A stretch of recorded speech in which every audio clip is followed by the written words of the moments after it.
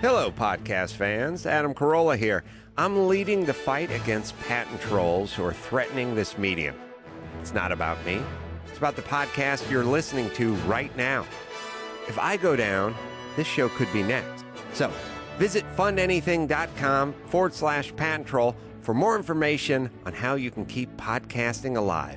Thank you and mahalo.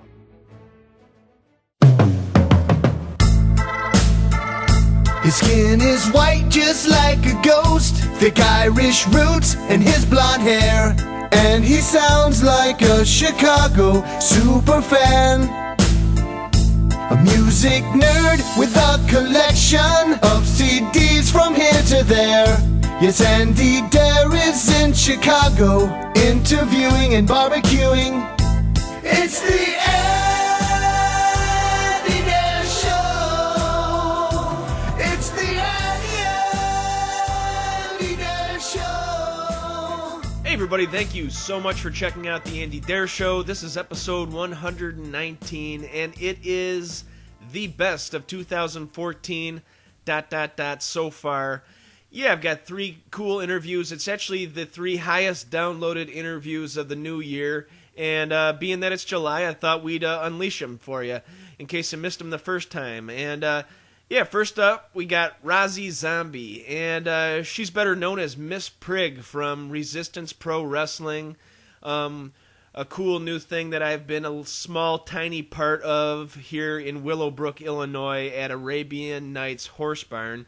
A cool new independent wrestling promotion fronted by the Barron Brothers and creative director Billy Corgan. So, yeah, it's a cool chat, and she knows her music stuff. She knows her wrestling stuff, obviously. So, Rosie Zombie.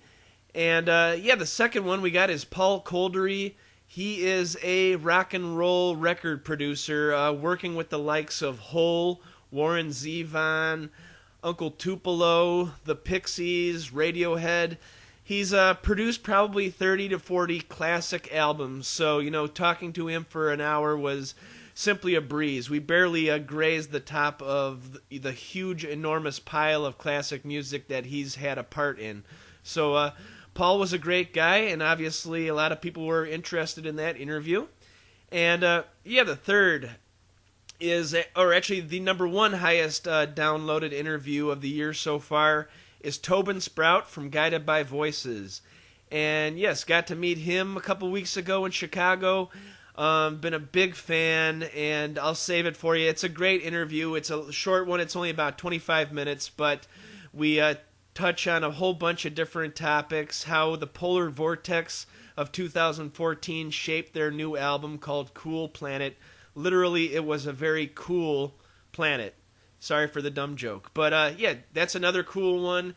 Want to thank these 3 guests for, you know, kind of helping spread the word of my show, too. Obviously, their fans picked up on them and went running with it. So thanks to Toby, thanks to Roz, and thanks to Paul Kolderie. And, yeah, we hope you enjoy it. I'm going to be bringing you all 3 of them completely uncut, uncensored, 3 complete interviews. But before we do that, I'd like to tell you what I've been up to lately. Yeah, last week I was on the Dig Me Out podcast, and it's my 3rd time being on that show. If you're unfamiliar with those guys, check them out at digmeoutpodcast.com. It's also on iTunes. Basically what they do is they dig out a long-lost 1990s rock classic. And, yeah, then they do a track-by-track dissection of the entire album. And in my previous shows, the first one I did Sugar's 1992 classic called Copper Blue.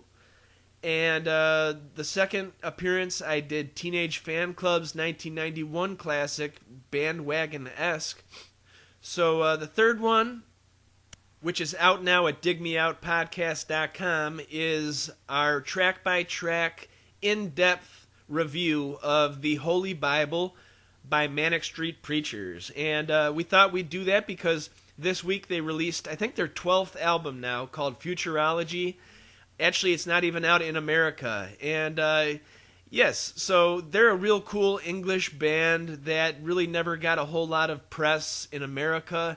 and it's completely unwarranted. They're a great classic band. They write awesome songs. They have a cool story, really intelligent lyrics. So I'm not sure why they never really made a big splash in America. But their 1994 album, The Holy Bible, is a real dark, real twisted album full of lyrical asides that would make Morrissey say lighten up. And do check out my track-by-track dissection of The Holy Bible by Manic Street Preachers, available now on iTunes or at digmeoutpodcast.com. And also I'd like to thank EmptyLighthouse.com for featuring my articles lately. And it's a cool, hip website full of all sorts of TV talk, music talk, movie talk, whole bunch of stuff. They also feature Tyler Kale, who is part of my little podcast network. I want to thank EmptyLighthouse.com. And I thought I would read for you my Manic Street Preachers Futurology review, or at least the beginning of it. So let me get that. Okay, album review. Manic Street Preachers Futurology, published July 9th. Available at EmptyLighthouse.com. Just search Manic Street Preachers. In the post-year 2000 world of total social media connectivity, regionalism has certainly lost its power both in business and in the arts. For a band, releasing music is as simple as putting something on YouTube or SoundCloud and having people from either hemisphere instantly enjoy it. Early last century, it was a different story. Every different region, even within America, had its own sound, story, and musical scene. You could even argue that existed through the 1980s, when the grunge sound of the Pacific Northwest, the hardcore punk sound of Southern California and Washington, D.C., and the country rock of the Southwest. But after the last few decades, it seems that different genres of music could now be appreciated by just about anyone in nearly any country throughout the world. That's why the Manic Street Preachers are a different story. Arguably one of the most popular and successful rock bands in the British Isles, the Manics hardly tour in America and haven't released a physical album in America in nearly 10 years. What kept this phenomenal band a secret to Americans? Their story is certainly of interest to anyone slightly interested in rock and roll. The lads started out as glammed up badasses, somewhat like a Sunset Strip hair band with intelligent Marxist lyrics and a hunger for controversy.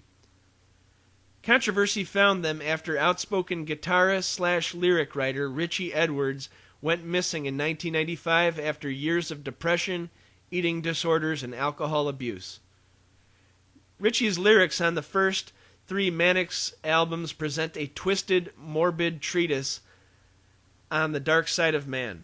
Their 1994 album, The Holy Bible's lyrics were certainly a cry for help to anyone listening. These are the kind of lyrics that would make Morrissey say, "Lighten up." All right, that is just the beginning of my review of Manic Street Preachers Futurology. To get the entire thing, go to EmptyLighthouse.com and search for Manic Street Preachers. I want to thank those guys for featuring my work on a weekly basis and supporting the show and also spreading the word about the show. I really appreciate it. I want to thank Dare Network guys, Jay Porks, follow him at Jay Porks, and Tyler Kale, follow him at Tyler Kale, Kahl. Check out their shows. Tyler Kale posts every Thursday night with the Tyler Kale Show. And Jay Porks posts a new podcast every Tuesday night called The Jay Porks Experience. And all of it can be found at theandydareshow.com. And at iTunes, just search Andy Dare. So, that about does it for my spiel today. I want to thank everybody for listening and for spreading the word. The best way to spread the word is to tell your friend or coworker. Check out the Andy Dare Show and the Dare Network of podcasts. And send them over to theandydareshow.com. I want to also thank everybody who's been clicking on the Amazon banner at theandydareshow.com. It helps us keep the lights on here at Honeycomb Hideout Studios in gorgeous Westmont, Illinois. And over 3.5 years doing it, want to thank everybody. So without further ado, my episode 119 with special guests Rozzy Zombie, Paul Coldery, and Tobin Sprout. Without further ado, my episode 104 with Rozzy Zombie.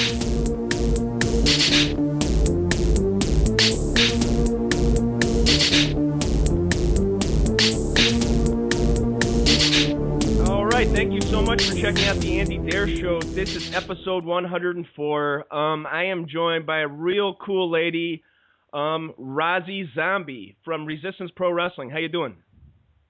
Hi, I'm good. How are you? I'm doing pretty good. I mean, we're at 0 degrees in Chicagoland, so I'm just stuck in the house all day, and I'm kind of waiting for spring to hit, you know? Totally cabin fever. Bad. Yeah, I'm going crazy in here. But luckily I got you to talk to, and so you're up in Milwaukee, is that true? Correct. I live in Milwaukee. It's not that far, hour and a half from the city, Sure. Chicago. Yeah, I took a trip up there like November, and yeah, you'll get there pretty quickly, and they've got their own little scene going on up there. And yeah, you're talking about this record store. What's it called again? It proclaimed on their website that they're like the earliest record store that's still around in like the Midwest area. Well, yeah, it's called the Exclusive Company. They have a couple locations. Of course, they had more, but now they're closed. Yeah, it's a good store. I also go to Rushmore Records in Bayview, Wisconsin. That one's a good place. Nice. And there's also one called Bullseye Records, I believe. I've actually only been there once, so that's in Milwaukee too. But yeah, Exclusive is the one I go to the most. That's awesome. I pretty much grew up in record stores over here. Yeah. And I know that from listening to your show, and it made me think of you. So nice. I appreciate it. You have to go. I'm gonna definitely want to go up there. I'm gonna want to take a trip up there. Maybe we can meet up and yeah, hit up a record store. I'm sorely missing all the ones that's been closing left and right. But you know, the whole like music in general, the whole industry is changing. And yeah, you put up on your Twitter a couple days ago the Beats Music, you know, fronted by Trent Reznor. I think Dr. Dre's a part of it too. Explain a little bit about that. I'm kind of unaware of it right now. Well, I'm totally in love with it. You should try it because the first week is free at least. So they use it as a social media type thing where you can, you know, you have a profile and you can hook up with other people that have like the same music as you. You can make playlists. You can go in and pick basically any album, any artist that you want and save it in your profile. So it's there forever. And the thing that they're using to promote it is they have you build a sentence. So they give you a couple different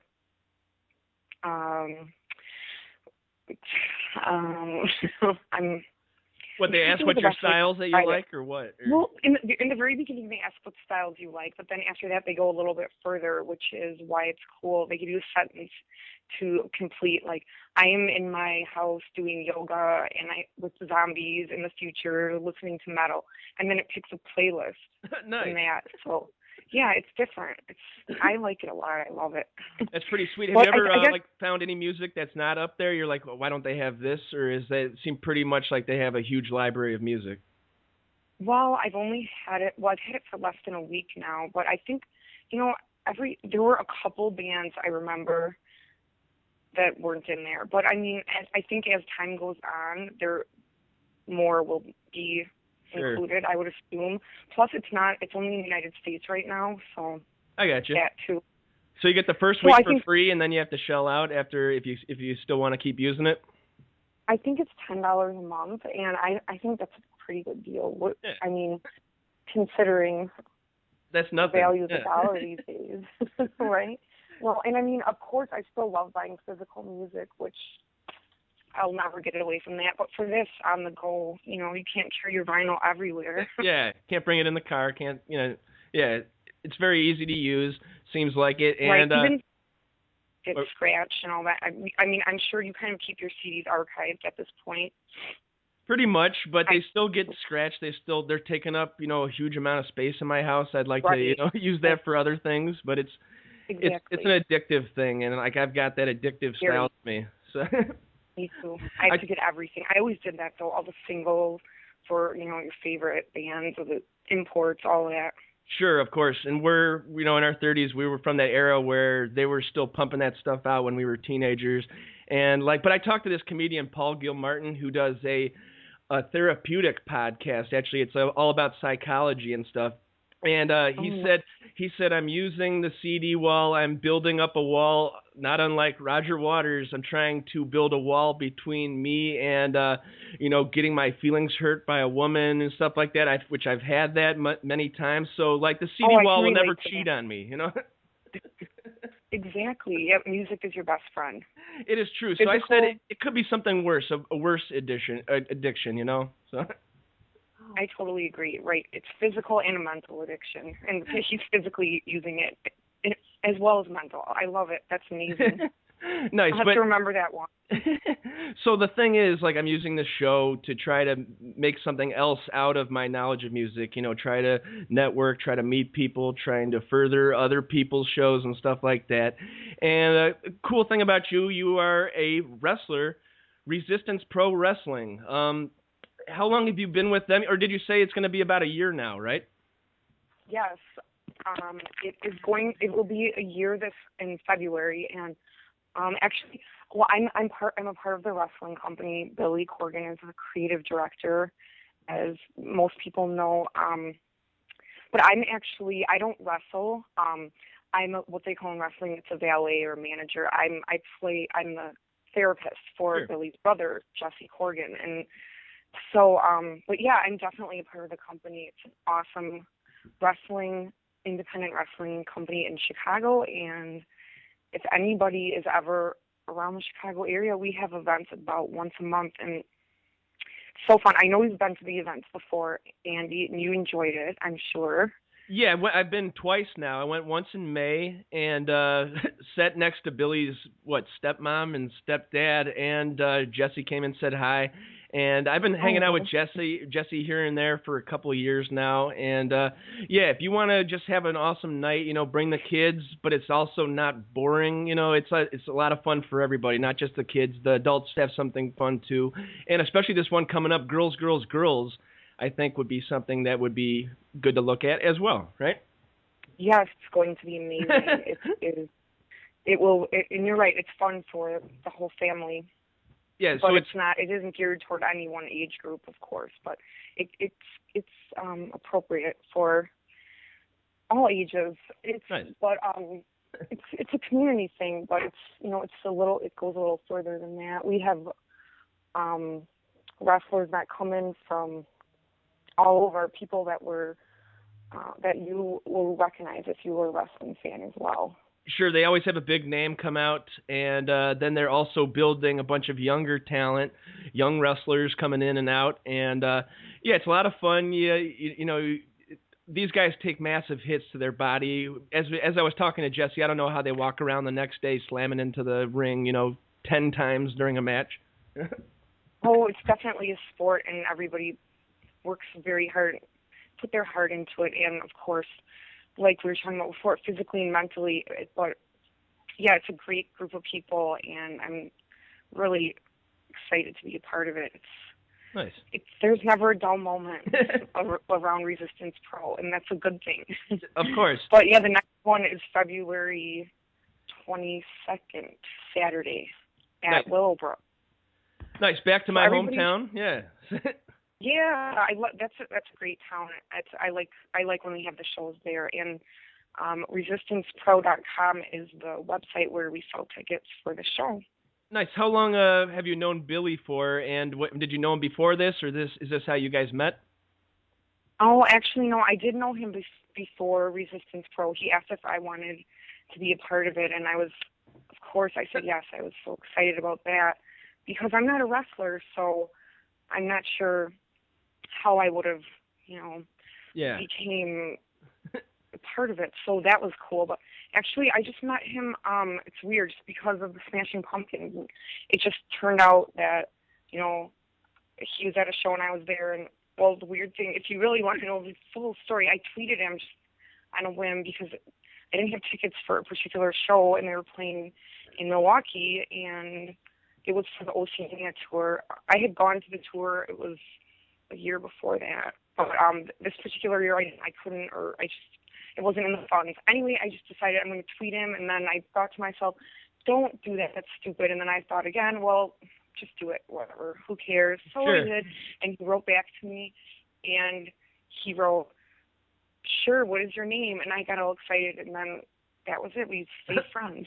That's awesome. So it was nice. He took a chance on me, and it just, it turned out, I live in Milwaukee, and he's not that far, and I think we were talking about record stores before, the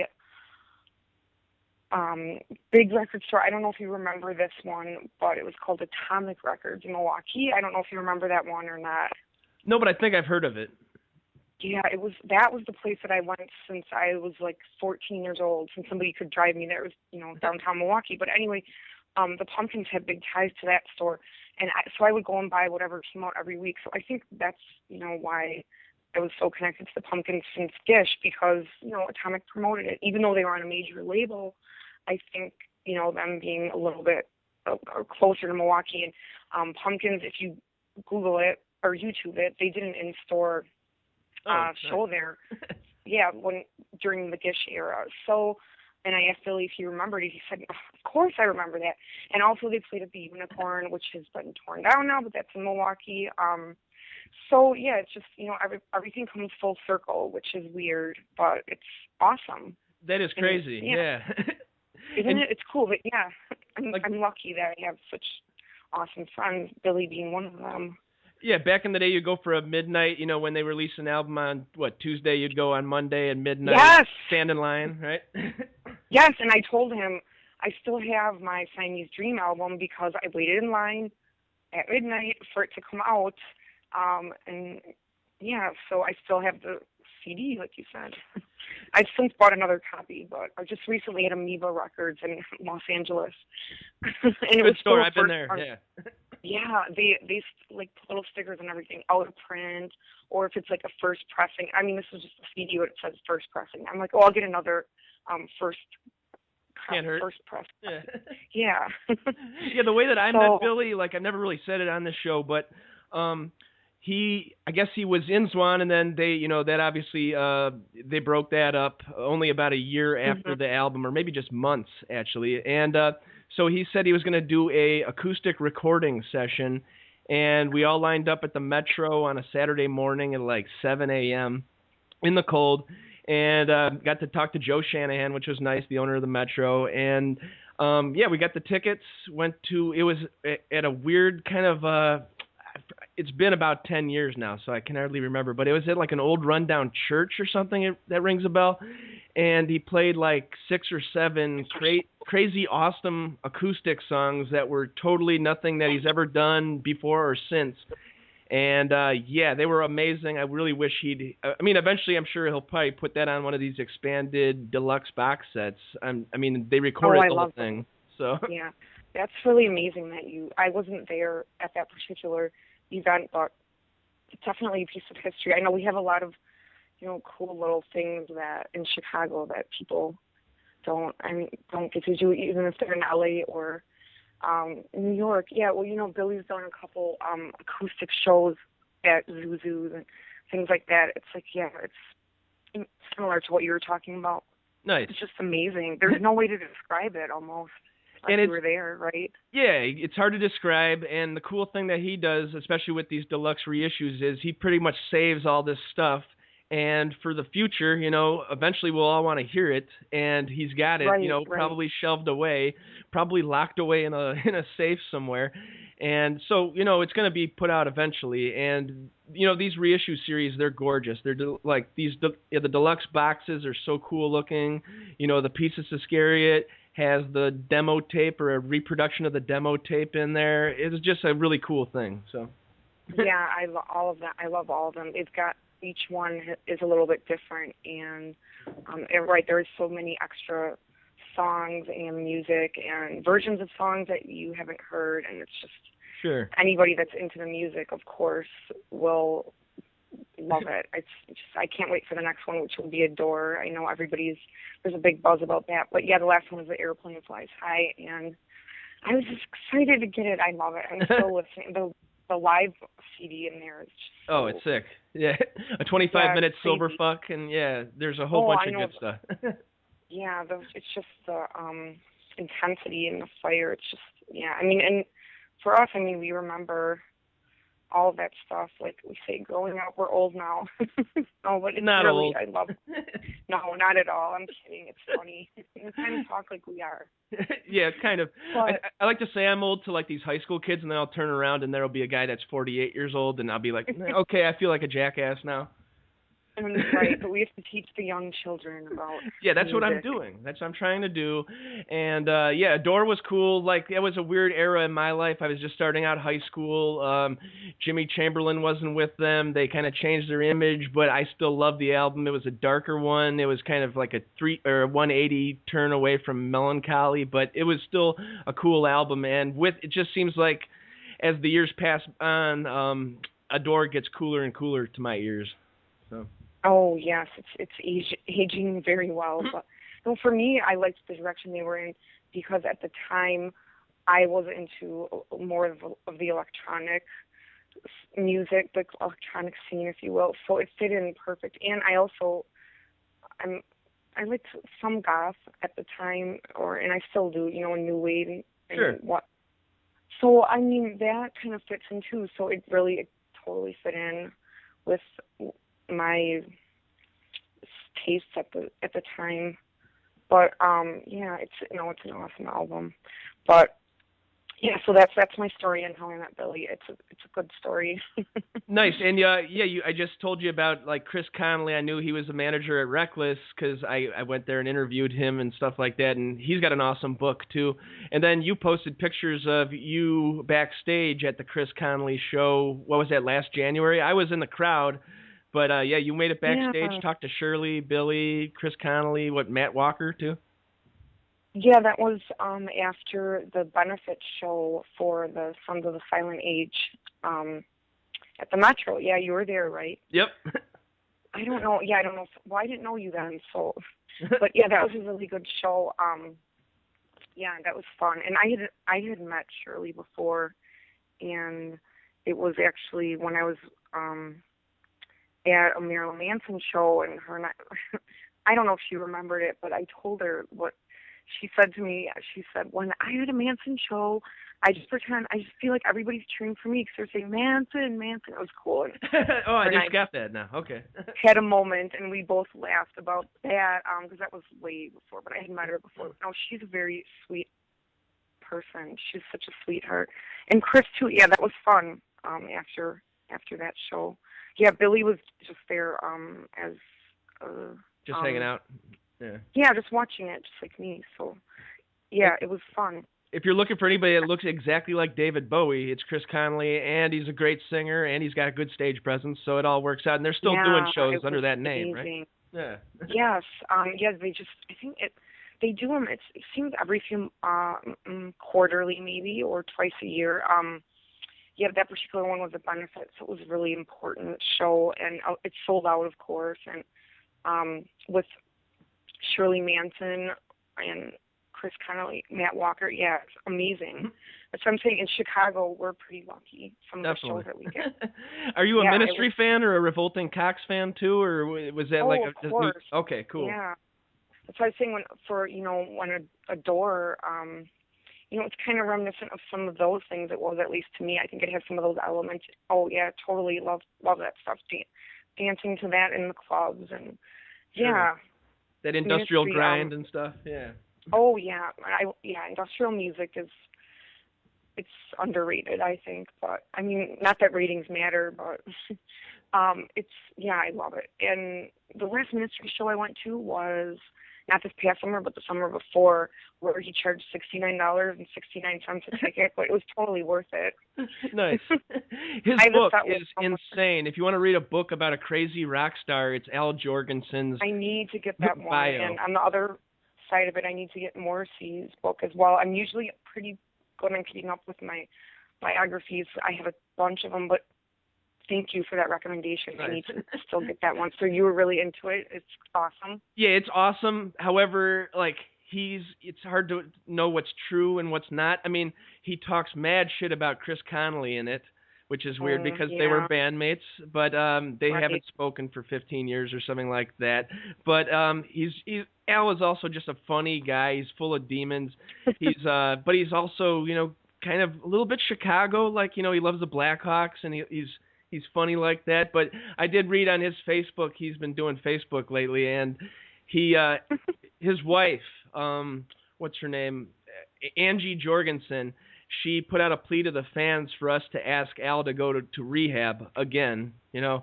and like just to quit the booze this time. I guess he quit everything else but the booze. He's just still going crazy with, and so he booked a date. He's going February 3rd, so he can get shit faced for the Super Bowl. And I thought that was funny. Like, Hey, you have to do it up big somehow. No, that's awesome. I'm not on Facebook, but yeah, no, it's the pretty show funny. He still has it. I mean, it was good. I liked it. It had good energy. It was at the Vic. So, but I didn't know that about the rehab and all that. Well, that's good that he has people around him supporting him. Yeah. But it's hard to, leave that rock star lifestyle, I'm sure, but you have to be healthy and make music for the fans. So I agree with his wife. Yeah, it's such a push and pull because you built your whole life on the rock star mentality, the fuck you mentality, and all that stuff, a nihilism type of approach to life. But then you have this whole support behind you, and you want to keep going. It's hard to say, and it's cool. Another thing that Billy does, he's pretty clean and sober, and he seems like he's driven with business and with music and with creativity. It seems like he was able to continue without ever really delving into the cliche rock star mentality that maybe hit Jimmy a little bit. Jimmy Chamberlain hit that up a little bit. Obviously, Kurt Cobain, Alice in Chains, everybody that he was, in the same rock and roll class in the early 90s. A lot of them are not even living anymore, and it's cool that Billy was able to put that aside and just continue with the. Yeah, I'm very glad he is helping and everything, because I think music needs people like Billy. Like you said, the way the music industry is going, it's totally changed. And a lot of bands, I think, the newer bands, well, as you probably know, it doesn't take talent. Sure. I saw the Grammys popular. last night. Yeah. I saw the Grammys last night, and there's not a whole lot of talent up there. I mean, it was cool to see Trent, Josh Homme, and Dave Grohl, and Lindsey Buckingham from Fleetwood Mac rocked out the closing moment, but then they cut him off, and then Trent put on Twitter, big fuck you to the Grammys for cutting us off. So I didn't even watch the Grammys, and what you just said is why I just figured. Even though Trent and I love Trent and Dave Grohl and of course, Fleetwood Mac, Lindsay, but I just didn't. It doesn't interest me. It's bad. It's a shit show. It is a shit show. It's just right. It's this. Yeah. I'm not surprised. That was the first I've heard of that. I wasn't on Twitter much today. But yeah, it doesn't surprise me at all. So, like in 2014, the bands who were used to be able to make millions of dollars, going to the studio and releasing albums, now they have to find other avenues. And while that kind of sucks, it's also cool that it's a new era, that like Trent will now do the Beats Music thing, recommending all this music. Billy's got the wrestling going on.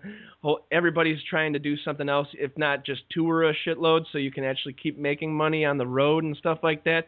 Does Billy ever talk about like it's a lot harder to make money in music nowadays, or does he ever open up that side to you, say like, was it easier in 1994 to make a living off music as opposed to 2014? I'm sure it's got to be, right? Yeah. Well, I mean, I listened to a lot of interviews, with Billy, and I've heard him talk about that in the interviews. As far as that with me, I mean, we talk about all different things, but I mean, when I listen to the reissues, or I'll just, I'll tell him like what I like, and nice.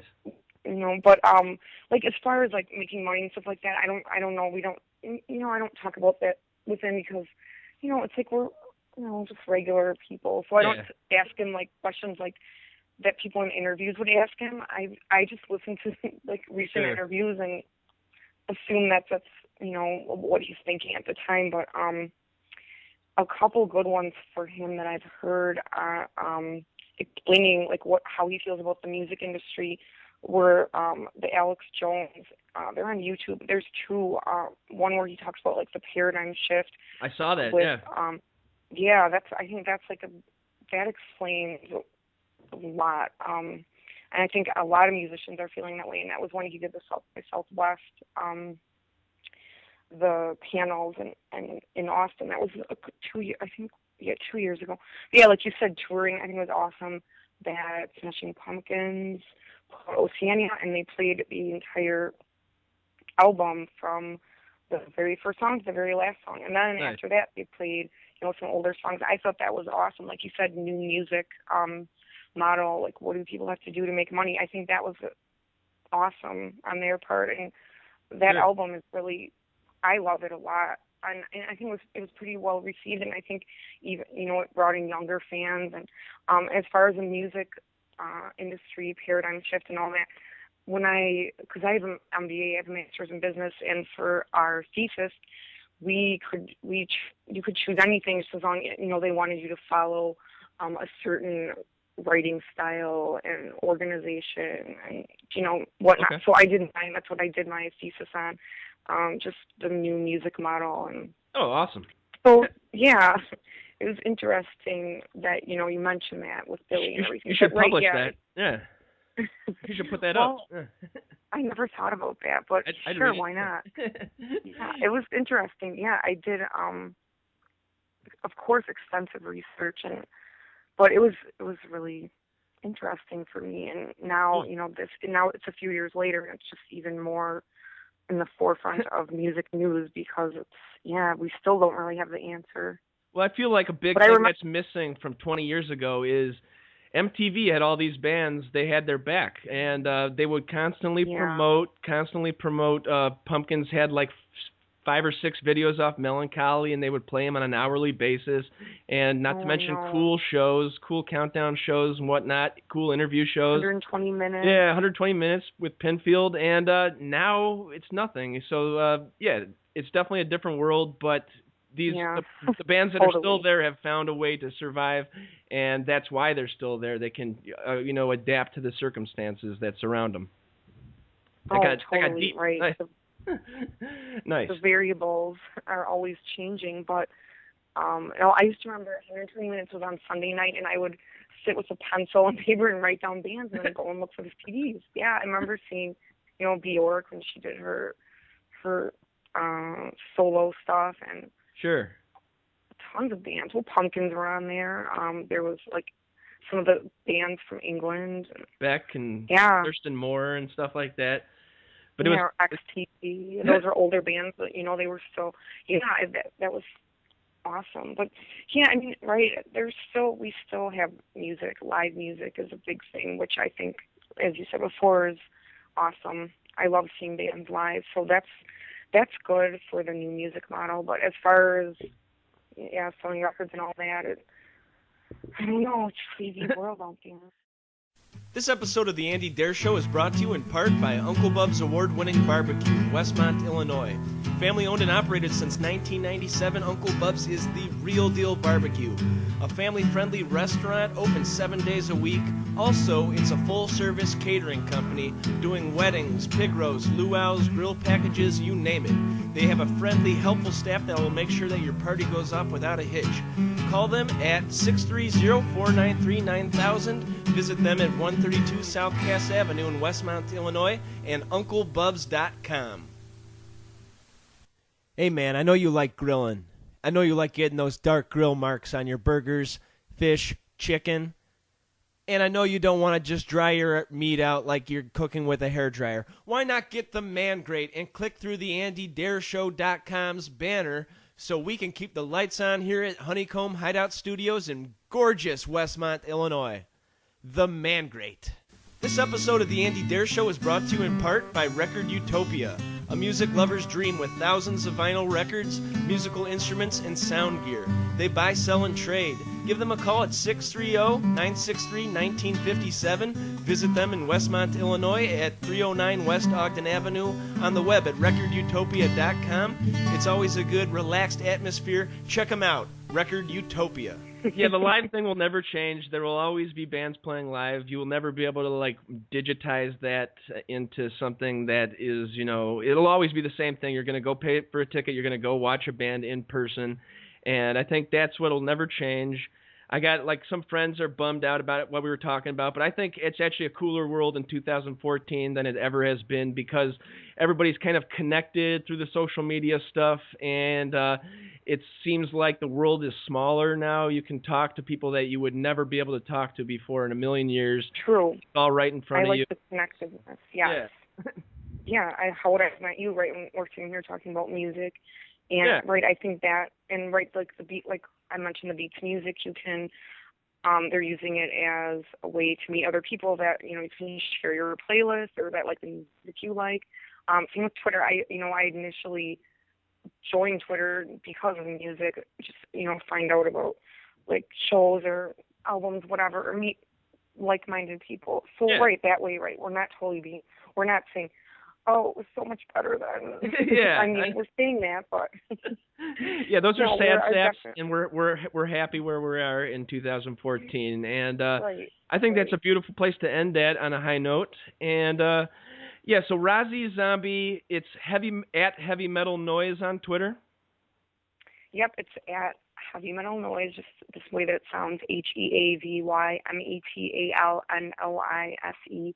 Then my Instagram is at Rozzy Zombie, ROZEEZOMBEE.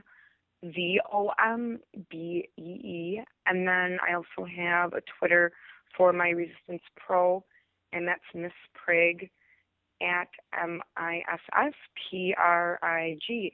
Awesome. So that's it for me. All right, well, give her a follow. Check her out on Instagram, and come to Resistance Pro live at Arabian Nights Horse Barn in Willowbrook, Illinois, February 22nd. It's called Girls, Girls, Girls. Should be one to catch and check out. I want to thank Rozzy Zombie for hanging out for a half hour. And any last words from my listeners?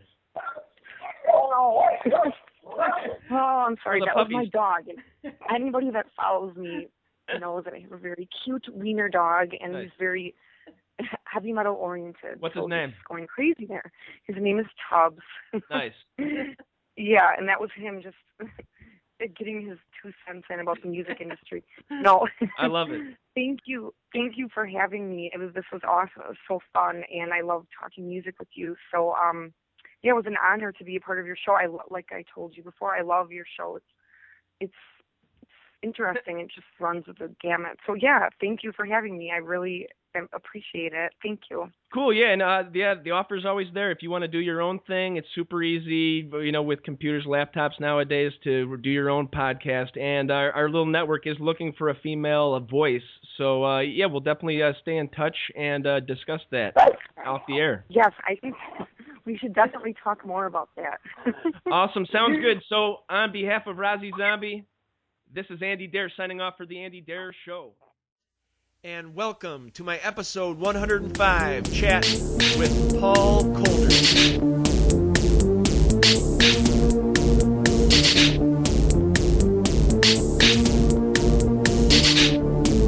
Hey everybody, thank you so much for checking out the Andy Dare Show. This is episode 105. I'm joined by a producer, engineer extraordinaire, Paul Koldery. How you doing, man? I'm doing great, thank you. Awesome. Yeah, I just appreciate you taking the time out. You have quite a legacy going, so much work you've done, and you got a busy 2014 started already. You got a new Mike Gordon album, Overstep. I was just wondering about Mike Gordon. Is he a seasoned pro at this point, or is it still hard to get a guy that likes to improvise and jam on stage? Is it still hard for him to rein it all in the studio and to concentrate on getting a song finished, actually? Oh, God, no, not at all. I thought Mike was very focused. When we started talking about doing the record, I went up to Berlin and we sat down and he played through the songs that he's been working on these songs for years with his friend Scott and various other musicians, mostly those two though. And so I think it was almost the opposite. There's no jamming at all on this record. That's awesome. I'm sure he gets a little tired of that after 30 plus years in Phish. Wants to, try experimenting with other stuff, right? Right. That's kind of the point of doing a solo record. And these songs were very composed, very composed. And the question was just who to get to play drums. And we had a really fun couple of meetings where we threw out some really amazing names. He's met a lot of great drummers over the years. So he went with Matt Chamberlain, is that correct? Yes, who was awesome. He was he just understood the job, and he came in and performed amazingly. And it was really a pleasure working with him. I had never actually had the chance to work with him before. Sure. But it was really a pleasure in every respect. Was he a fan of Mike's before, or was this something new that he was just trying something different? That Matt was trying out? Well, yeah. I mean, Matt was hired as a session drummer. It wasn't really like a collaboration as much as just a straight up. I got you. Nice. But I mean, I think Matt was aware of Phish, and kind of in the way that I was. I mean, I'd never worked with him before, but Mike and I had been talking about doing something for really several years. Even back when I had Camp Street Studios in Cambridge, we were talking about doing some stuff back in 2010. So nice. Really, this record's been brewing a long time. Well, it's kind of like an all, up east. Everybody kind of works together at one point or another. I mean, you started off in Boston with Fort Apache and stuff. And how about that whole late '80s scene? Was that built on competition or compassion for one another? Was it a friendly competition with the Pixies, the Lemonheads, Buffalo Tom, all those bands that were actually pretty much in the limelight at the time? Was there any fierce competition between bands? Well, it was a great time. It was probably a little more cohesive looking in retrospect. I mean, I don't really think that those bands, it's not like they all hung out and drank together at the Rat or anything. I mean, certainly competition, everybody was trying to do good work, and I don't know if they were trying to outdo each other, but sure.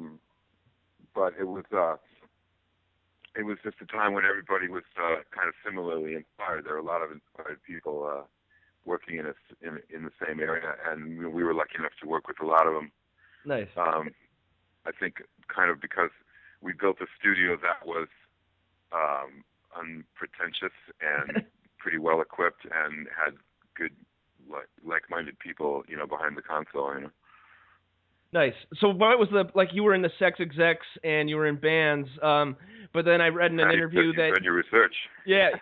So, I heard there was an interview where you said there was a point in time where it just clicked in your brain where I was having more fun capturing the sounds of other bands than creating the sounds myself. Was there a certain moment in time, or was there a certain year? Well, Sex Execs our big year was 83, and we probably broke up in 84. And we were all best friends and lived in a house together, and we had a really great time. And so after that, that band was really fun. And so after that, I started working with people here and there, but I realized that I wasn't having as much fun playing, and I was really getting into recording. And the Sex Execs we recorded all our own demos and made several records, and that was kind of my introduction to big studios. So after that, I kind of wanted to get back to that, and I realized one essential truth about the recording, which is that, if you're in a band, you're pretty much stuck in that band, unless you're Mike Gordon, then you can make your own solo record and all that stuff. But as a producer, I can do all kinds of things. I can go make a blues record or a hard rock record or whatever kind of record I feel like making, and it seemed like there was more flexibility, and I would be able to make more records by more people in a year than if I was trying to be an artist. Sure. Plus, I was never a songwriter myself. I mean, I'm basically an editor. You have authors, and then you have editors. in this world, and I realized I was on the other. I was gonna be on the other side, you know. Yeah, I feel like it's also got to be nice to be away, like outside of any band argument that happens in the studio or any drama that's going on. Like you get to just be kind of a fly on the wall and not put your 2 cents in and not be part of it. How about like a band that really would duke it out in the studio or have a lot of static in the studio, and you would just kind of feel a little awkward maybe during the recordings, if you mind saying? I don't know. Well, there was a certain amount of that during the Pixies recordings that I was involved in, you know. Sure. Was that Come On Pilgrim or Surfer Rosa? I wasn't involved in Surfer Rosa. That was Albini, as you know. But the first record that we did, and then I did some B-sides and stuff, and there was always a certain amount of what the hell is going on. I mean, I remember when we did a song called Into the White, which is a kind of a B-side of Doolittle or something. And it was clear that Charles hadn't really finished the song yet, and there was a certain amount of argument about which direction to go. And I remember him just pacing around the studio going, I need a sound, I need a certain vowel sound, I need a word, you know. and people were kind of pissed off that things weren't done, or I don't know. Sure. Occasionally, you know, the band isn't. It's most often because the song isn't done, you know, and people are arguing about how to finish it. If the song is done, then the band usually doesn't have too many arguments about how to do it. Well, it's always a stressful situation going to the studio when the clock is running and you're paying for it, and you still haven't finished the song. So that's tough. Right. Well, to be honest, as a producer, I would always try to get into the studio. I wouldn't want to go into it in that I wouldn't want to get into that situation. It was more situations where I was an engineer and I didn't really have control of the situation. Sure. That things would erupt that I didn't have control over, you know. Nice. But you just got to take it as it comes. And I think that if you're going to be a successful producer and engineer, you got to learn to defuse and handle those kind of situations that come up. And you know, there's politics involved always in sessions and stuff. And I think that if you're going to be successful, you're going to have to be able to steer through that, you know. And every session is different, so there's no set solution. You know, you've got to just figure out, like, okay, what's happening here? Who's, you know, sure. I feel like he's not getting, you know, enough attention, or that he had an idea and no one was listening, or, you know, what's happening here. So kind of be a mediator at a point. How about like a producer that you love to engineer for? That I would love to engineer for? Yeah. Bob Ezrin. Nice. It's funny.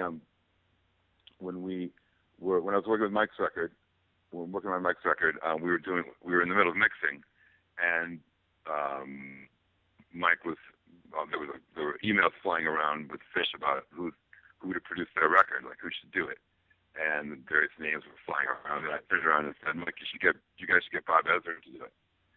Because just the leg went off in my head. Like I thought that would be a good idea. And he was like, you know, that's a good idea. And so he sent that out to all the guys, and everybody answered, you know, that's a good idea. And it turns out they hired him. Wow. So for the new Fish album, it's going to be Bob Ezrin? Yep.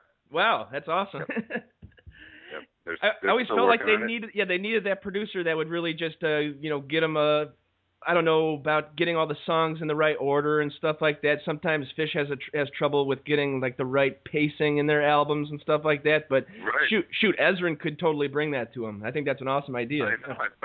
It was funny. It was almost like a voice in my head that said, "You should tell Mike to get Bob Ezrin." That's incredible. So I said, Mike, if you want me to engineer it, I'm game. But to be honest, I mean, I obviously worked my ass off on the Mike record. You know, Bob's got his own people and stuff. But if, you know, I mean, I'd love to work for Chris Thomas. I'd love to work for, you know, there's a lot of dead ones I'd like to work for. Sure. Yeah, unfortunately. How about the new Uncle Tupelo reissue deluxe package here? That was released in 1990, and I guess I'm sure this has been beat to death, but it kind of started a movement of alt country. At the time, obviously, you guys had no idea that you were creating a new kind of genre, I guess you would say, right? Well, again, hindsight is 20/20, But to be honest, when we did that record, I knew that we had done something new. Sure. I mean, not new, not. I mean, having done the Pixies a few years earlier, I mean, I was clearly, it wasn't the first time we had done that sort of loud, soft thing. But the idea of country music meets the Minutemen, meets Husker Du, that felt new. And when we had finished the record, I felt like, this one, I think this is good. It's funny how sometimes the things that you don't think are your best work sometimes do better than you think they're going to do. And to be honest, that record did a little less well than I thought it was going to do. Jeez. When we finished it, I thought, well, this is a home run, And partly because it was on a kind of a small label that wasn't very together.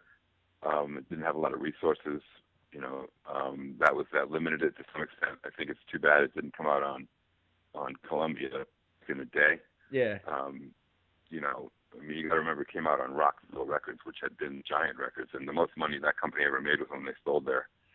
Well, when they sold it, yeah. They ever made, but when they sold them into Hervé Zoff, Sure. But that's not for lack of trying. There were some good people at that label, and I don't blame anybody. You know how it is with limited resources, and there was only so much they could do, and it did get a lot of attention, but I think it was maybe a little ahead of its time in a way. Oh, certainly. How about there had to be you could tell there was some tension between Tweedy and Jay Farrar, or were they still all buds in 1990? In 1990, it was definitely all for one for all. My recollection was that they had, or what they told me anyway, I think, was that they had all just broken up with their girlfriends, or their girlfriends broke up with them, and they were kind of like three guys in a van. They came out to Boston to make their record, and they were kind of sleeping on the floor, but it was working. It was fun. It was exciting, and as like Woody Allen says, a band is like a shark. As long as it's moving forward quickly and feeling like things are happening, it's pretty easy to stay content. Sure. Yeah. And I think at the time they were, they were into this sound. And then when we got together to do the second record a year or so later, that was when cracks started to show, because there were questions about direction, and of course they ended up going in a sort of a quieter direction, which was exciting to me. Sure. But, yeah, was Tweedy behind the whole like punk sound in the band, and Jay was more in like the traditional country and folk vein? Or was they kind of all mixed up? I think at the time it was pretty all mixed up. I think that was the point. I don't think it was like, it definitely was not a situation where one guy in the band was going, I don't like this hard rock. Turn down the volume. No, turn up the volume.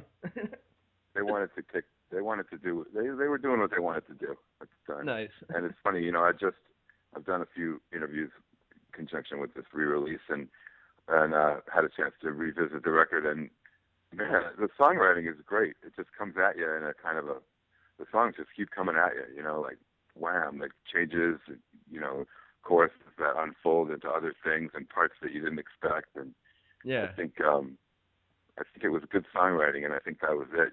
Hooks, it's hooky, good singing and passion. There's just a lot of excitement in that music, and I think that's why it's still being listened to, which is a great, tribute to everyone involved, really. Oh, definitely. I mean, there's.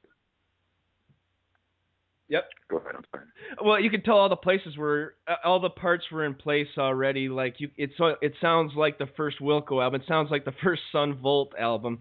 Like they didn't really they were already formed like on their first project, which a lot of bands is not the case, Yeah, it's very true. It's very true. In fact, that was one of those things where the sound just kind of burst out, and then after that, things kind of got in the way, and then the band exploded, and the two main guys were able to kind of go back and do what they wanted to do. I think it's been a really interesting journey, and more power to them for keeping going this whole time. It's been 20 plus years, so. Yeah.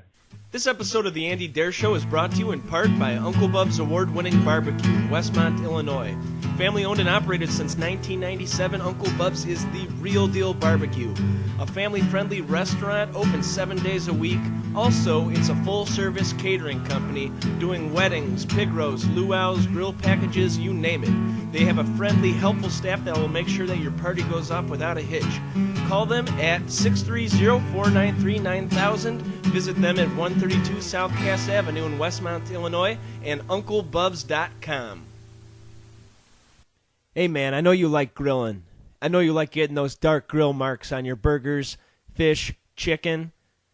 And I know you don't want to just dry your meat out like you're cooking with a hairdryer. Why not get the Man Grate and click through the AndyDareShow.com's banner so we can keep the lights on here at Honeycomb Hideout Studios in gorgeous Westmont, Illinois. The Man Grate. This episode of the Andy Dare Show is brought to you in part by Record Utopia, a music lover's dream with thousands of vinyl records, musical instruments, and sound gear. They buy, sell, and trade. Give them a call at 630-963-1957. Visit them in Westmont, Illinois at 309 West Ogden Avenue, on the web at recordutopia.com. It's always a good, relaxed atmosphere. Check them out, Record Utopia. Well, speaking of a band that you met early on, and their sound was in the nascent period for sure. Radiohead, you did the first album for Radiohead, and it sounds like nothing else in their catalog. It sounds like youth. It sounds like alternative rock. It actually sounds like grunge. It sounds like something that you can hum to, which you can't. I don't know about Kid A. It's not as catchy, but obviously they would find different avenues and paths. How about like a first recollection of Tom York and company? Well, Sean Slade and I, who did the record together, and we also did the Uncle Tupelo record together, it should be noted, and many other records. Sure.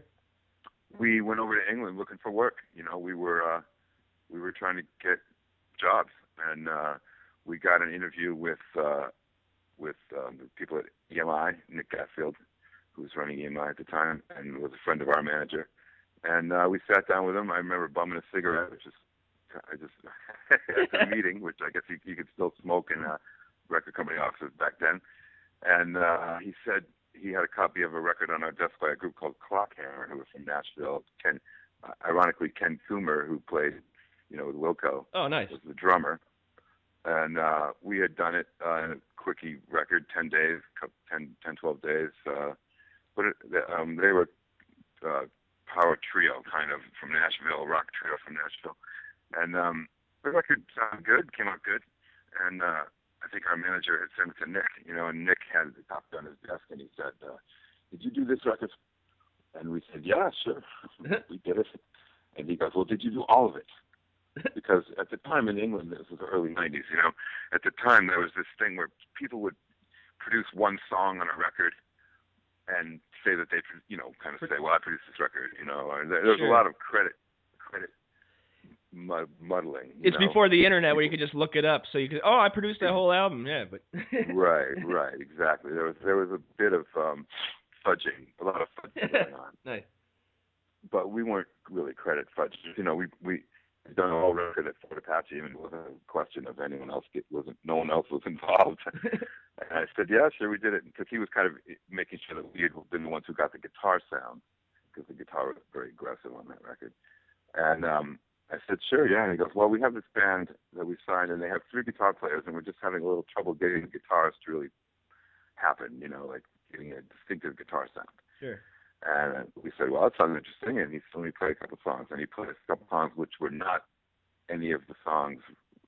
I think they were from the Drill record or something, the Drill EP had come out already. Sure. I don't really remember what songs he played, but it wasn't, anything. There weren't any of the big songs that anyone would have known. But it was obvious that Tom had a really good voice, and the band sounded interesting, and we were looking for jobs. We weren't particularly choosy, so we were like, yeah, sounds good to me. And he goes, okay, well, I'll talk to your manager, and, we'll see what happens with that. And I remember going home and going to see CHA right after that. It was so much, it's been March or something. And I was down in Austin and got a call. This was pre-cell phones, obviously. Got a call,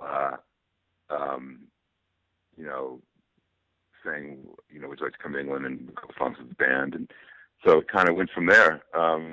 we met them for the first time at what's I guess they call the Apple Shed, which is their practice space, and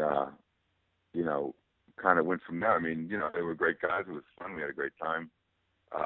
They were a really young band. They were a little bit out of their depth being on a major label at that point. Kind of the politics were a little overwhelming, but I will say that one thing that has really always helped Radiohead, a tremendously talented band and songwriters and everything, but they've always had this management team in place from the beginning. Chris Hufford and Bryce Edge. And I think both of them have kind of taken a step back. I think Chris is kind of retired at this point.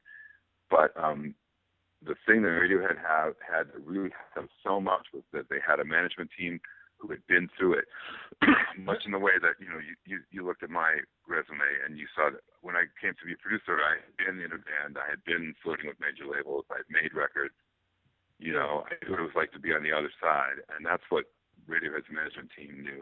They had gone through the whole ringer in the 80s with a band that you've never heard of from England. Who's but that? They went honestly, I don't remember their name. Okay. I think you could probably look it up. But they'd been there and seen that. Okay. One of the first things they told me was that they sat down with us. We went to lunch before we even met the band with Chris, and he said, "I got to tell you, we went for the whole ride in the 80s. We got signed. We had the lawyer. We had the manager. We had the business manager. We went on tour. We made the record, and the whole thing went in the dumper."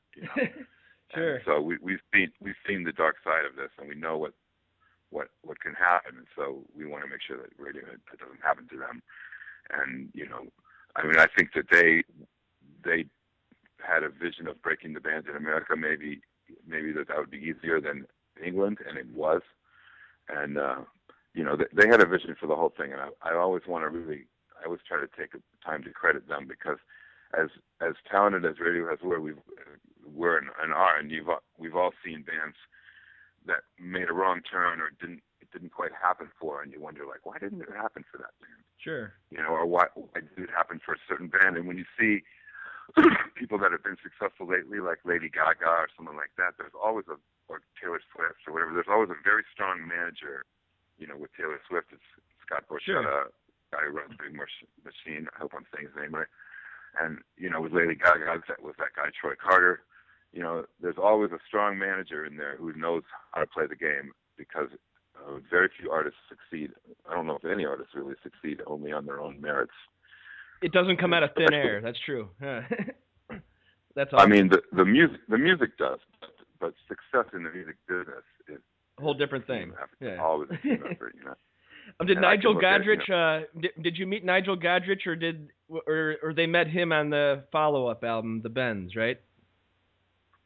Yeah, The Bends was. I've never met Nigel, although I'm a big admirer of his work. I think his engineering is probably just as good as good as it gets, really. Yeah.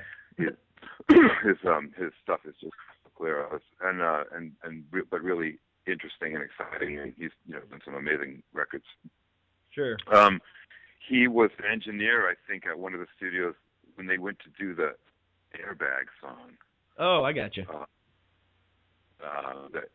And I guess that was kind of hanging around. I think he was. Yeah, I think he had been an engineer on some of the stuff they did at Rack Studios, or one of the places they did the Bends. When they did the Bends, they were kind of staggering around, going to expensive studios. They were at the Manor for a while. They were at Rack. They were at Abbey Road or whatever, and they were a little bit confused, and they had made a lot of recordings, and they started songs again and again. One of the songs on the Bends, I know it was the third attempt at recording the song. Oh. Huh. That song, Just You Do It to Yourself. Sure. And there were a lot of false starts, and I remember Ed O'Brien saying to me that they pretty much thought that it was a pile of crap and that they had blown it. Nice.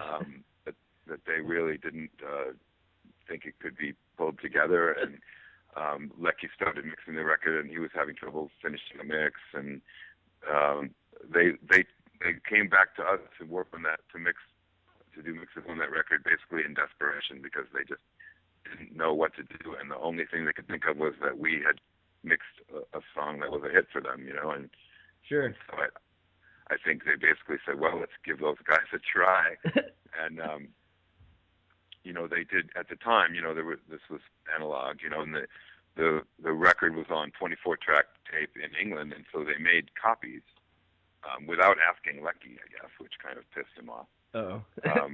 They made, well, it wasn't really his decision to do it, but it was one of those things where somebody went in and just grabbed the masters and made copies and sent them to us. So we were mixing from copies of 2-inch, because obviously they weren't going to send the only copy over to us in America in Boston. Yeah. But you know, I think it's not something you would choose to do, but then at the same time, no one really cares, and the copies were done professionally, I guess. So and I think the first thing we did was that song Bones. Okay. And I remember putting it up, and nobody sent us a rough or anything. It was just, but we saw how the track set up, and of course the engineering was really good. Leckie and his people were great, and I just remember thinking like, well, this is easy. It's just like the Pixies, you know. Yeah. And for you too. Yeah. Yeah, we just put it up, and I think we did that in a couple of hours, maybe at the most, you know. And we sent that over, and Chris and Bryce, the managers, told me they put it on in their, they put it on. We probably sent them a dat, you know, and they put it on in their office, and they started jumping up and down, going, yeah, yay, we did it, you know, like so, they got it, you know what I mean? So you got the guitars finally. Exactly, yeah. Whatever it was about the sound, and I think, I mean, I've never spoken to Leckie about it. We've never met, but he said something like, "Well, I don't suppose we could have gotten it quite as blasting as they did." Nice.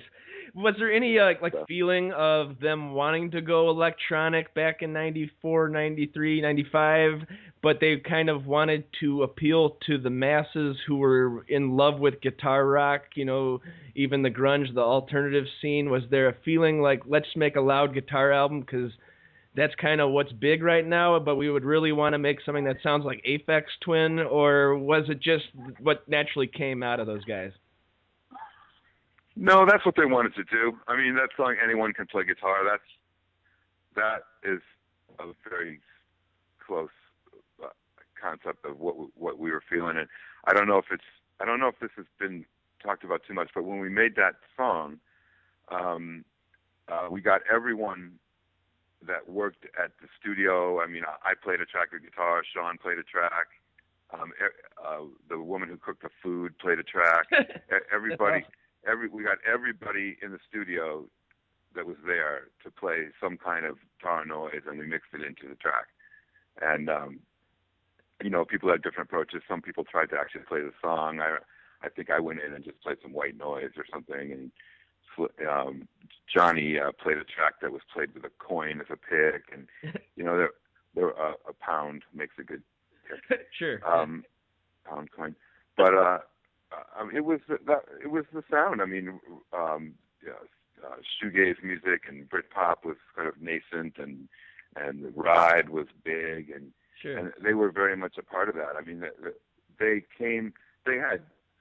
had influences. I mean, those guys had a lot of influences.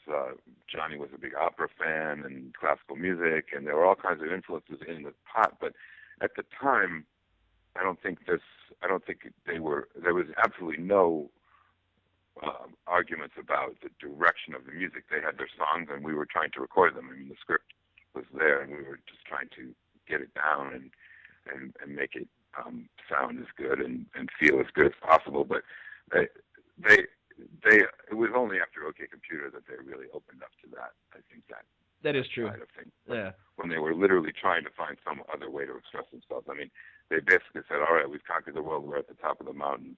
It's all down from here. We've got to instead step out into space." Yeah. That's amazing. I just got one more album to talk about. Thanks for taking the time out. I really appreciate it. Been reading this book by Danny Goldberg called Bumping into Geniuses. Yeah, incredible read. And towards the end of it, of course, he meets up with Warren Zevon. And oh, wait, you know that's Ahmet Erdogan's line, by the way. What? Bumping into Genius? Geniuses. That is okay. Yeah. Cool. Nice. Ahmet Erdogan, legendarily, David Geffen was in Ahmet's office and said, "Ahmet, how do you do it? How did you do it? What's the secret to success in the music business?" And Ahmet got up from behind his desk, ran around the office with his head down, bumping into things, and David Geffen was like, "Huh?" And Geffen was like, "Schmuck, I'll do it again." And this is an Ahmet's book, which I just read, called The Last. It's not his book. It's called The Last Sultan. It's a biography of him, and by Robert Greenfield, who did Stones Touring Party and a bunch of books about the Stones and stuff. But anyway, he does it again, and he bumps into David, and David's like, "What are you doing?" And he goes, "You run around bumping into geniuses. Run around with your head down. If you're lucky, you bump into geniuses, and it's all good from there." But anyway, so That's Danny, awesome. Danny, of course, Danny worked at Atlantic, obviously with Led Zeppelin. Sure. And it's obviously he followed the same thing. So I'm sorry. Yes, you were going to ask about Warren Zevon. Yeah, Warren Zevon. He's definitely one of a kind. Very dark, sarcastic wit about the guy. And you got to work on the second to the last record called "Life Will Kill You." I think there were two more. I think there was one called "The Wind." There was one called "My Ride's Here," and then there was one. And then called "The Wind." The last one called "The Wind." Yeah. But yeah, it's funny because it follows directly from Radiohead. Really? Well, because how so? He supposedly went in to talk about doing a record with Danny, I guess, or I'm not sure who the meeting was with, but somebody basically suggested us, and Warren said, "Who are those guys?" And they said, "Well, they did Radiohead," and Warren was like, "Oh, that's it. I love Radiohead. It's those guys." Really? I wouldn't expect it. Huh.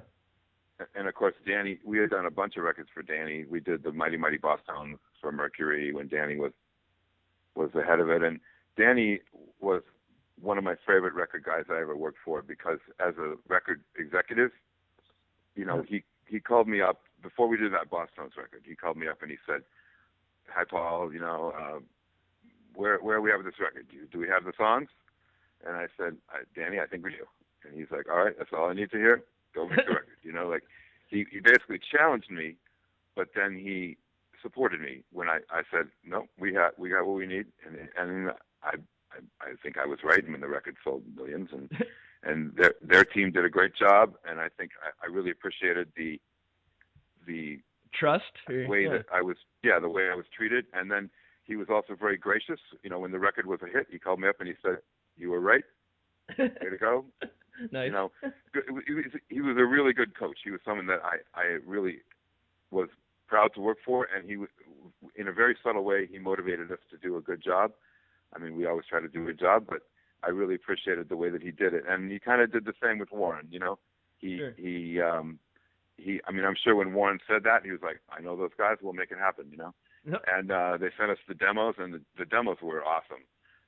Really, what he had done was slave away in his home studio and make some great demos, which we basically turned into a record in most cases, without really re-recording very much of it. Okay. We added things to it, but like My Shit's Fucked Up, he had that. Nice. He had the vocal and the sort of keyboard part of it, and we added things to it, and we had some fun doing it. Warren was difficult, everyone that's worked with him knows that he was kind of a difficult person, but my sense was that it was kind of an act. Like, I think that he felt that he had to be difficult, otherwise people wouldn't take him seriously and he would get walked on, and I think that came from that LA world where everyone was like a super stud, Russ Kunkel on drums and Waddy Wachtel on guitar or whatever, and everybody was it was kind of an ego fest, and if you let anyone, they would kind of come in and try to take over your record. So I think he developed that. I think he developed that porcupine kind of exterior because it was a tough world out there, and bulldog skin, yeah. Nice. And he was also someone who had been forced, obviously, to give up drugs and alcohol, and I've worked with a few people like that where they were never going to not be pissed about that. They just missed having a good time. Yeah. You know? that was the way that they, Warren was a heavy abuser of drugs and alcohol, and it was part of his life, and he was just never going to be. He was never going to not be upset that he couldn't have a drink. I mean, maybe I'm wrong. That's my personal thing. I'm not saying he told me that, but it was. Didn't he swap that out with being a womanizer a little bit towards the end of his life, though? That's what I heard. It's possible. I mean, at one point, we're not. When we're in the studio, we don't like to have a lot of other people there, and there weren't a lot of guests, and I certainly didn't have my girlfriend drop by the studio or anything. And at one point, Warren turned to us and was like, "Guys, where are the girls? Where are the women here? How come there's not more girls dropping by this?" And I was just like, "Look, Warren, that's up to you. That's not my job. That's not my job to provide you with any sort of entertainment in that respect." That's funny. And he was kind of like, "Yeah, okay, fair enough." He was just trying to get under our skin, you know what I mean? Yeah. He was like, "I don't see any girls around here. Are you guys gay or something? What's going on?" And we're like, "No, we're working on your record right now." We're trying to get this thing finished, Warren. Come on, let's. Yeah, and frankly, I mean, I really didn't have any sense of that. I mean, it's in the book that he was actually kind of a terrifying sex addict, but like I said, we didn't deal with that side of him at all. You're just trying to get the songs done. Yeah. Yeah, I don't know what he got up to, after he left the studio or anything like that, or whatever else. It didn't seem to come into play really at all.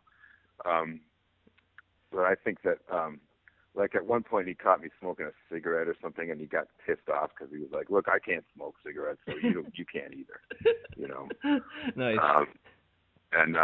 Me and Slade, we were sneaking off and smoking some weed, and he, at one point he goes like, "I know you're smoking your weed, but I can't. It doesn't." He goes, "It doesn't. I can't tell. It's not affecting your performance." Well, I mean, that's the thing, I've had people say that to me, like they didn't want stoned engineers, and obviously a lot of people have stoned engineer stories where like some guy erased some shit or forgot to rewind or punched in at the wrong place or something like that. But we always kind of prided ourselves that we wouldn't let that affect our performance. So it would take a lot of weed to make you affect a performance, I think. Yeah. Well, that was his thing. It's like, as long as I can't tell you're doing it, I don't mind. That's fine. Yeah. Don't do it in front of me. More power to you. But the songs were great. Yeah, I think that's his best late era album. Yeah, The Wind is great, but that's one I can't listen to just because of the he's dying at that point, and it's really tough to get through that one. Yeah, too sad for me. So, but yeah, man, I really appreciate all the stories, and this has been an incredible chat. Great. Is there any website I can show my listeners or send them to, or anything that I can plug for you? Well, I appreciate that. I have just a vestigial website that just serves as a, if someone looks me up, it's just to, call my manager, basically, Sure. And there's a brief list of credits and stuff. I honestly, man, I'm sorry. I don't have it. I'm no big deal. Not against Twitter or anything like that. I'm on Twitter and stuff like that. I don't post very often. And, I'm on Facebook and all that sort of thing. So, I'm not hard to find. That's my dog. Yeah. Choking.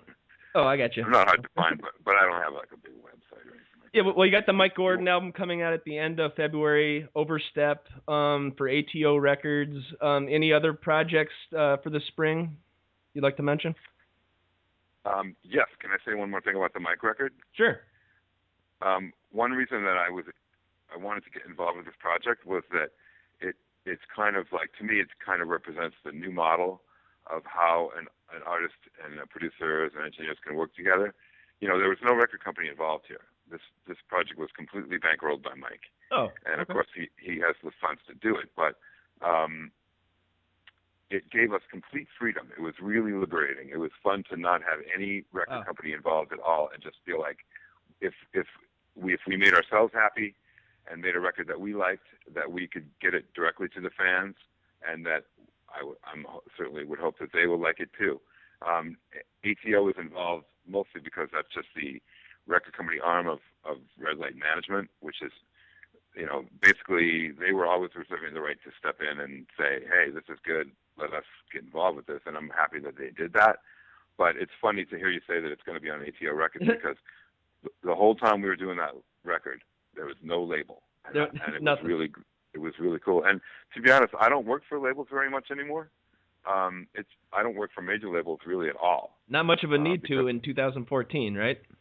Yeah, I don't do, because I'm not doing the, the Lady Gagas or the Bruno Marses of the or the Justin Biebers of the world, And that's pretty much what labels do now. They do teen sensation acts. They do top 40, and I don't really do top 40. If I get a top 40 hit, it's by accident, But and I've been lucky enough to have a few accidents. Sure. But I think that it's I don't do it. But other records that are coming out, I mixed a record by a group called Yellow Ostrich, who are on Barsuk, and that record's beautiful. It's really cool, interesting textures, great band. I like that. I did mix the Mark Mulcahy record, who's I think he's on fire in England, but he was the leader of Miracle Legion years ago. Oh. And that's a record really worth finding. It's great. He's been doing some cool Fresh Air, and he's doing Mountain Stage and stuff. But he's just a great artist, and his record's great. What else is coming out? A couple more things. I just mixed Aaron Freeman with half of Ween. Oh, nice. And maybe in a way the less visible half during the last few years. But he's caught with a record that just blew me away. I was amazed at the songwriting and the way that it's done, and I think that'll be out in the late fall. He'll be touring this summer, and awesome. it's going to be called Freeman. Cool. So that's one to look for as well. That sounds awesome. Yeah, just want to thank you so much for taking the time out. All these albums we've talked about are very important and near and dear to me. Yeah. If there's any questions, or if I wasn't clear, or if I mumbled or anything, just feel free to check back with me. I'm happy to make sure. I'm obviously, I want everything to come out as I want to be clear, and if I was unclear about something, I'm happy to elaborate. You were totally clear. You were totally awesome. Love these stories, man. So on behalf of Paul Kolderie, this is Andy Dare signing off for the Andy Dare Show. Here is episode 116, Keep It in Motion, with Tobin Sprout.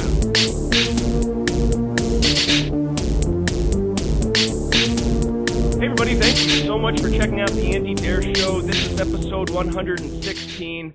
I'm joined by a real cool guy, Toby Sprout of Guided by Voices. How you doing, man? I'm doing good. Thanks, Andy. Yeah, you guys are celebrating another new album out this week, Cool Planet. How was it like recording that one? I heard you guys did that in the middle of, this terrible winter we just went through. So. Yeah, it was brutal, I think, for everybody.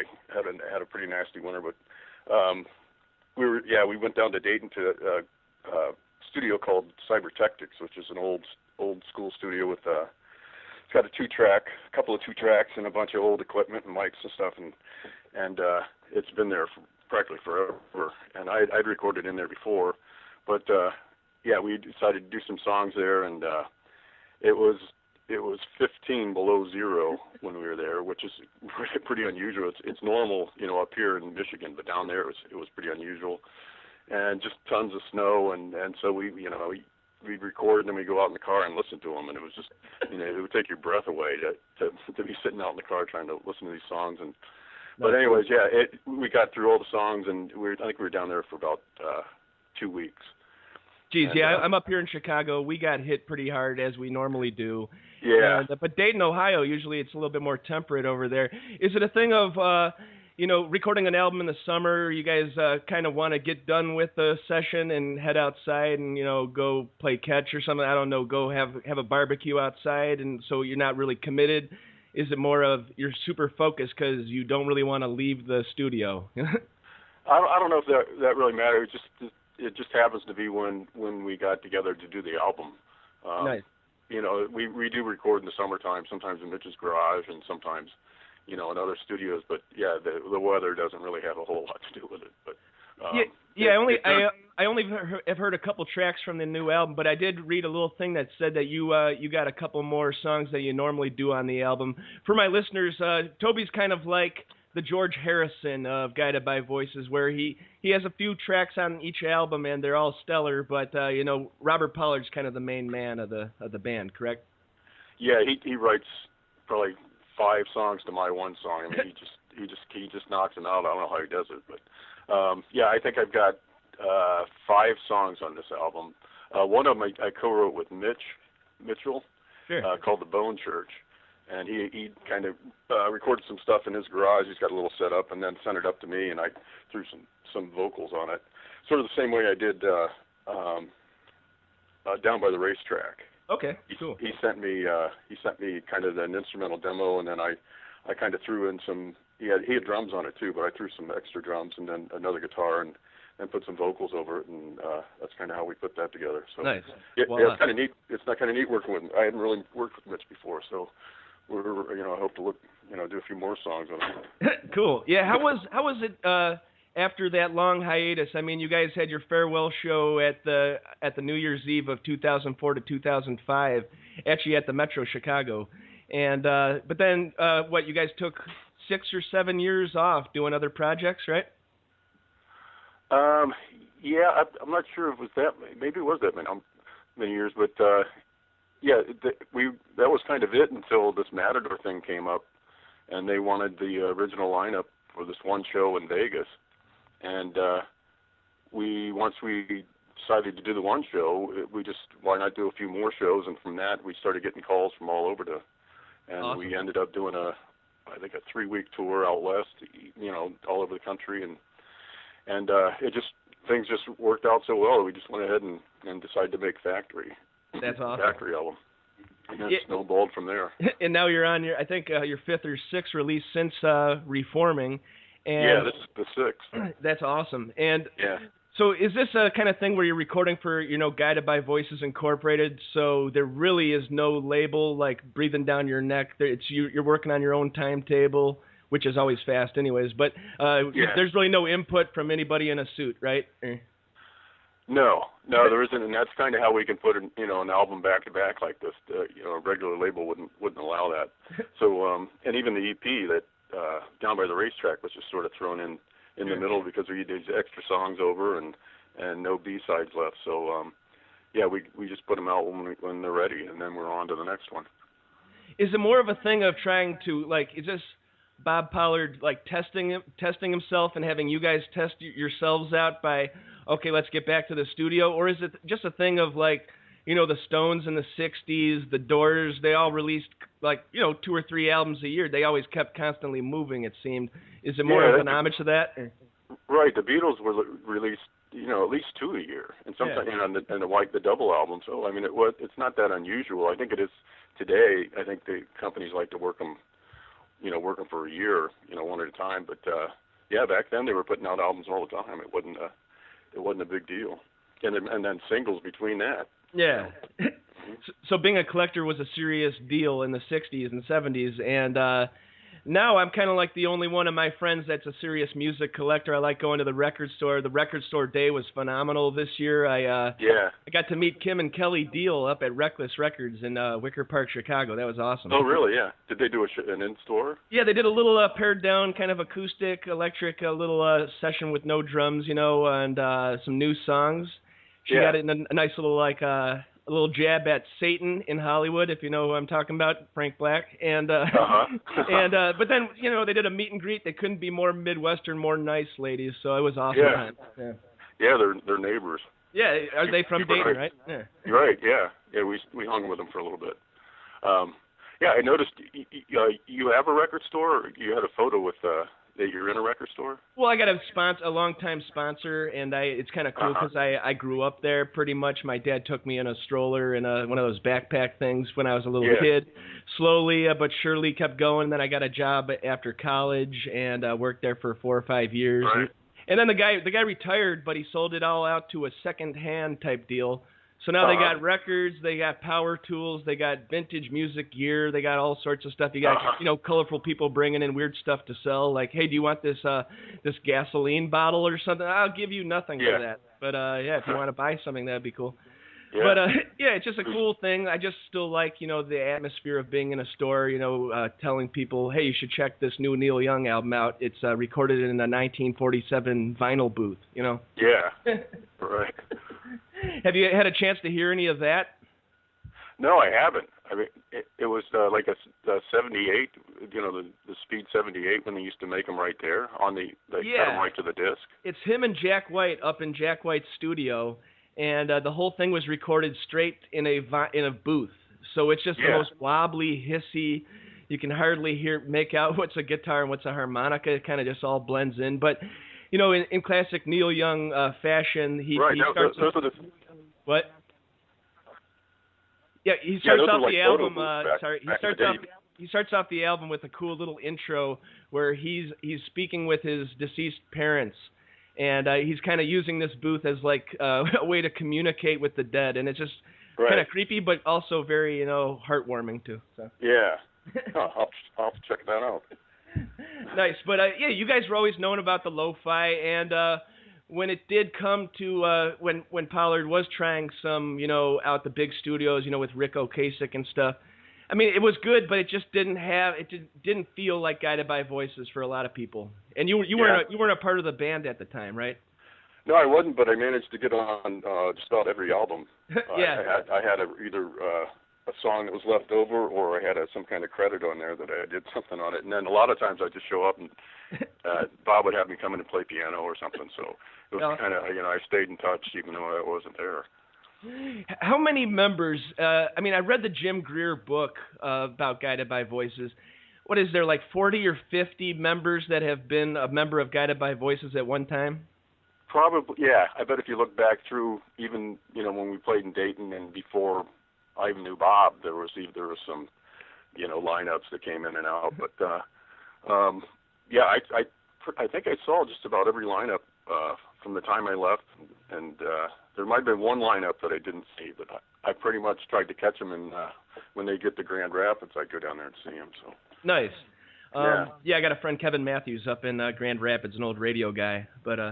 Like, is it a thing of when you go to see a show, is it a lot of past members showing up and you guys all see each other? Is it still a friendly community, the ex-Guided by Voices members and the present ones? I'd say for the most part. Nice. Doug's going to be playing with us on the East Coast. He's doing some shows with us coming up in 2 weeks. Yeah, you got a couple sold-out ones in New York and D.C., it says, right? We're going to be playing Philly, New York, and D.C., and I think Doug's going to open those. Awesome. Yeah, so everybody kind of stays close. And then you guys are just playing a handful of shows. What is there one up like in Madison I saw? Here. There's we got the East Coast, and then we're gonna head out west, Des Moines, Omaha, Denver, Spokane, Portland, Seattle, nice. Santa Cruz, San Francisco, LA, San Diego, Phoenix, Lawrence, Kansas, Madison, at the Barrymore, and then I think we're doing one in Chicago. There's a green festival or something, and then our last show. I think that's Then the last show's the Minnesota show. Yeah, it will be the last one on that leg. Don't you guys have a manager up in Madison? Is that Rich Turiel, or was he one time a manager? He follows me on Twitter, and we talk back and forth about GBV stuff. So. Yeah, he does it when he can, but he's obligated with something else right now. So we got another manager, but yeah, Rich has been managing ever since I got back into the band. Cool, nice. Yeah. And are you in? You said you're up in Michigan, or where do you live? Yeah, it's just about 45 minutes from Traverse City north. Okay. From the little peninsula we sit between Lake Michigan and Lake Leelanau. Nice. We can walk to both lakes. It's just kind of this little thin strip of land that goes between there. That's really cool. And nice. And you have grown kids and everything, correct? Yeah. My son's in college, and my daughter will be a senior next year. So. Have they got the musical itch like you, or is it the other way around where they don't want to have the musical itch? No, they both have the itch. Oh. Yeah, they both record and have their own songs, and they're way into it. That's really cool. Uh-huh. Yeah, just got a couple more things if you got the time. How about like when did you first start with Guided by Voices? Is this all the way back in the 1986 era, or was this a few years in? This would be I think you had about 83, 82, 83. Jeez. Yeah, I had a band called Figure 4, and we used to play around Dayton, and there was kind of a scene starting up back then, and I used to play this one club, and Bob came in a few times, and eventually, we got together and started talking, and from there, I joined Guided by Voices for the first, I don't know how long, but yeah, I was in Guided by Voices for a little bit, then I moved to Florida, and then when I came back, they were recording Propeller, so I went to the studio with them, and that was supposed to be the last album, and it just kind of took off because Pete Jameson had sent them out to these people to review, and all of a sudden we knew we had fans in New York and out in LA, and things just kind of took off. And That's from awesome. that point, then Scat got a hold of us, and Matador, and there it is. There it goes. Yeah, back then was Scat like the big name of Ohio to get signed. Like I was talking on the show last week. Like in the '80s, it was cool because you had scenes in it was kind of a fragmented country full of scenes. You had SST out on the West Coast. You had Touch and Go, where in Chicago you had Sub Pop up on the Pacific Northwest. And so Scat was the name to get on, right? Yeah, Scat was kind of the cool label, the Cleveland label at the time. So nice. Yeah, it was pretty. Yeah, I thought that was a big deal. It is a big deal, but I mean, at the time, I thought, okay, Scat signed us, we made it. That's it. So. And you had no idea B-1000 was right next around the corner, right? No. Well, that's really awesome. I just want to thank you so much for taking the time out. Okay, thank you, Andy. Yeah, this will be released on Saturday, so Cool Planet will be out in stores. And what is the exact Guided by Voices website? I always get it confused. There's a robertpollard.net, and then there's I think it's guidedbyvoices.com. Okay, cool. Usually, you can find it on Facebook. It comes up pretty quick. Yeah, you're on all the social media sites. Yeah. Right. And how about this? Is Robert Pollard a big social media guy? Because I do see him post a lot of stuff on Facebook, but it just seems like it wouldn't really he wouldn't be a fan of it, or is he? And No, he's not really a tech guy. Yeah, he's not too techy. He's probably got a guy posting all that stuff. Yeah, I think his wife's on Facebook, but he's not. Nice. Yeah. Well, yeah. Once you hit a certain spot in your career, you don't really have to worry about spreading the word as much. Which is nice. But yeah, Cool Planet out now. Just want to thank Toby for taking the time out. Any last words, man? No, that's it.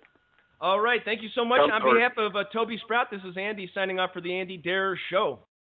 This episode of the Andy Dare Show is brought to you in part by Uncle Bub's award-winning barbecue in Westmont, Illinois. Family owned and operated since 1997, Uncle Bub's is the real deal barbecue. A family-friendly restaurant open 7 days a week. Also, it's a full-service catering company doing weddings, pig roasts, luau's, grill packages, you name it. They have a friendly, helpful staff that will make sure that your party goes off without a hitch. Call them at 630-493-9000. Visit them at 132 South Cass Avenue in Westmont, Illinois, and UncleBubs.com. Hey man, I know you like grilling. I know you like getting those dark grill marks on your burgers, fish, chicken. And I know you don't want to just dry your meat out like you're cooking with a hairdryer. Why not get the Man Grate and click through the AndyDareShow.com's banner so we can keep the lights on here at Honeycomb Hideout Studios in gorgeous Westmont, Illinois. The Man Grate. This episode of the Andy Dare Show is brought to you in part by Record Utopia, a music lover's dream with thousands of vinyl records, musical instruments, and sound gear. They buy, sell, and trade. Give them a call at 630-963-1957. Visit them in Westmont, Illinois at 309 West Ogden Avenue, on the web at recordutopia.com. It's always a good, relaxed atmosphere. Check them out, Record Utopia. Be sure to follow Andy on Twitter, that's at Andy Dare, and like our show on Facebook, that's facebook.com/The Andy Dare Show. Videos at youtube.com/Andrew Martin Dare, and we're on iTunes, just search The Andy Dare Show, please leave a review. Thanks so much to our wonderful sponsors, Uncle Bub's award-winning barbecue, Record Utopia, The Mandrake, and Amazon.com. Theme song courtesy of Rich Banks Music. Thank you so much for checking out The Andy Dare Show. TheAndyDareShow.com.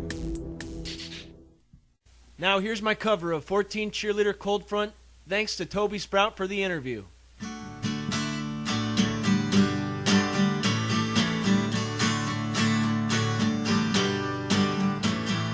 "14 cheerleader cold front, put your nose beyond creeping boys in alleys, find them when you're gone. Stick close to locker rooms and wave it close to where you will hold them dear to something queer instead. 16 used companions have nowhere to stay. Give them access to parking spaces, no coin meters there. Stick close to locker rooms and wave it close to where you will hold them dear to something queer instead. You will hold them dear to something